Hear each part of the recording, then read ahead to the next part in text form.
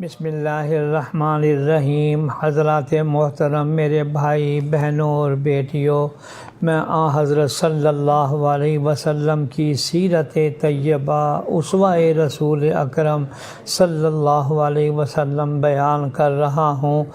آج پہلی روایت حضرت ابو ہریرہ رضی اللہ تعالیٰ عنہ فرماتے ہیں کہ میں نے حضور اکرم صلی اللہ علیہ وسلم سے زیادہ کسی کو خوبصورت نہیں دیکھا، گویا آپ صلی اللہ علیہ وسلم کے رخسار مبارک میں سورج تیر رہا ہے، اور جب آپ صلی اللہ علیہ وسلم مسکراتے تھے تو دیواروں پر اس کی چمک پڑتی تھی۔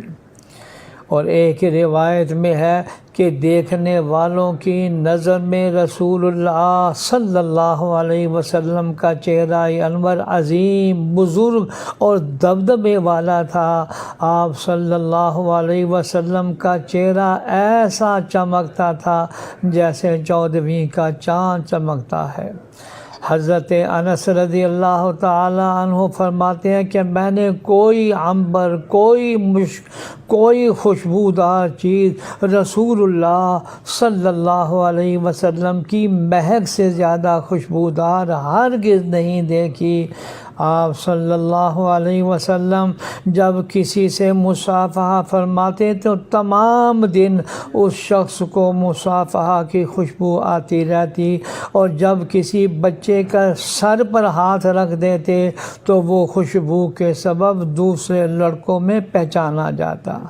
رسول اللہ صلی اللہ علیہ وسلم جس راستے سے گزرتے اور کوئی شخص آپ صلی اللہ علیہ وسلم کی تلاش میں جاتا تو وہ خوشبو سے پہچان لیتا کہ آپ صلی اللہ علیہ وسلم اس راستے سے تشریف لے گئے ہیں۔ یہ خوشبو بغیر خوشبو لگائے ہوئے خود آپ صلی اللہ علیہ وسلم کے بدن مبارک میں تھی، صلی اللہ علیہ وسلم تسلیماً کثیراً کثیرا۔ پھر اللہ تعالیٰ نے خلق عظیم بھی ایسا عطا فرمایا ہے جس کو میں انشاءاللہ آگے سبق میں عرض کروں گا۔ اللہ تعالیٰ ہمیں حضرت صلی اللہ علیہ وسلم کی عظمت، محبت اور اطاعت نصیب فرمائے، آمین۔